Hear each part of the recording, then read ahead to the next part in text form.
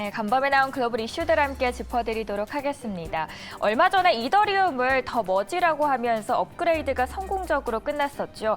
이더리움 창시장은 이를 두고 마침내 해놨다면서 모두 행복한 머지라고 트위터에서 한마디를 남겼습니다. 그런데 이게 무슨 일일까요? 이더리움 가격은 도리어 곤두박질을 치면서 일주일 새 무려 25%나 감소를 했습니다. 머지 성공을 했는데 왜 이렇게 주가는 또 급락을 한 걸까요? 사실 투자자들 입장에서는 이번 머지는 호재가 될 전망이었습니다. 그런데 오히려 시장은 금리 인상에 반응하면서 두 자릿수의 급락을 초래한 겁니다. 여기 타임스의 기사에서도 보시면 이번 주 FOMC가 가상화폐에 불러올 타격에 대한 기사도 쓴 모양입니다. 그렇다면 주목하고 있는 금리 이야기 자세히 짚고 넘어가도록 하죠. 이번 주에 전 세계 13개 중앙은행들이 일제일 기준금리를 결정을 하게 됩니다. 특히 한국 시간으로 22일이죠. 연준을 필두로 무려 11개 중앙은행들이 발표하면서 기준금리 슈퍼데이가 될 것으로 보이는데요.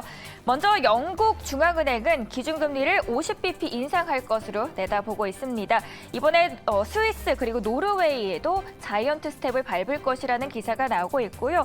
타이완 또한 예금금리를 1.75에서 2.25%로 올릴 것으로 예상됩니다. 아시아도 함께 보면 줄줄이 긴축을 나설 모양인데요. 필리핀 또한 빅스텝에 나설 것으로 예상되는 모습입니다. 종합을 해보자면 이번 주에만 무려 7개의 중앙은행들이 금리를 최소 50bp 이상 올리는 빅스텝을 밟을 것이라는 전망이 뚜렷하게 나오고 있습니다. 다만 여기에서 제외되는 건 중국과 일본, 여전히 금리 인상 대열에서 벗어나면서 독자 노선을 걷고 있는 상황으로 보입니다. 이렇게 되면 중국과 일본을 제외한 전 세계적인 금리 인상의 속도가 더욱더 붙으면서 부작용에 대한 우려가 점점 커지고 있습니다.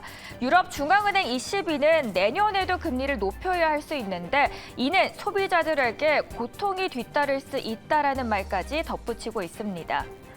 그래도 가장 관심이 쏠리고 있는 거는 아무래도 미국이겠죠. 미국으로 넘어가서 이야기도 함께 자세히 들어보도록 하겠습니다. 결과는 한국 시간으로 22일이죠. 오전 3시에 나온다는 점 참고하시면 좋겠습니다. 먼저 레리 서머스 전 미국 재무장관은 미국의 기준금리가 결국 4.5% 이상까지 올라갈 가능성이 높다고 기사에서 말하고 있습니다.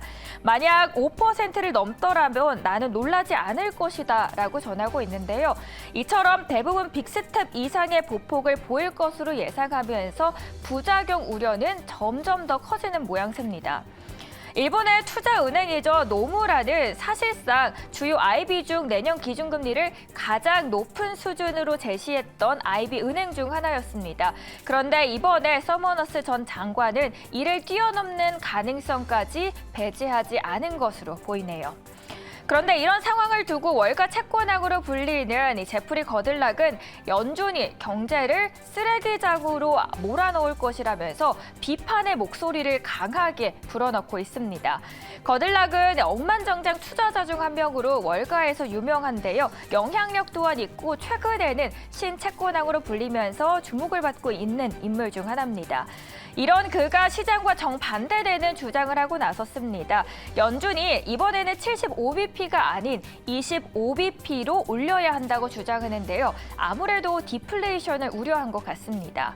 여기서 주목됐던 거는 사실 거들락은 2년 전부터 누구보다도 앞장서서 인플레이션을 경고했던 인물 중 하나였습니다. 그래서 지난해 1월 거들락은 올해 기준금리를 4번이나 더 올려야 한다고 주장했는데요. 이때는 사실 막상 파월이 인플레이션은 일시적이라는 말만 반복하면서 시장에 돈을 많이 풀었던 시기였습니다. 다시 말해서 연준이 정작 긴축을 해야 할 때는 방관하다가 갑자기 공격 긴축에 나선 뒷북 때문에 경기 충격을 초래할 것이라고 보는 건데요. 이날 발언은 외신에서 지난 2년간 화상회담 중 가장 단호한 어조라고 평가를 받고 있습니다. 거들락의 연준 작심 비판은 다른 나라의 시사점이 더 크다는 점에서 주목이 닫고 있습니다. 연준이 미국 수입 물가를 낮추고자 킹달러를 사실상 용인하고 있는 상황인데요. 달러와 가치가 얼마나 더 오를지 예측하기 어려운 탓인 만큼 환율 상황을 주시하면서 또 수혜를 받을 수 있는 기업 쪽으로도 투자하시는 게 좋겠습니다.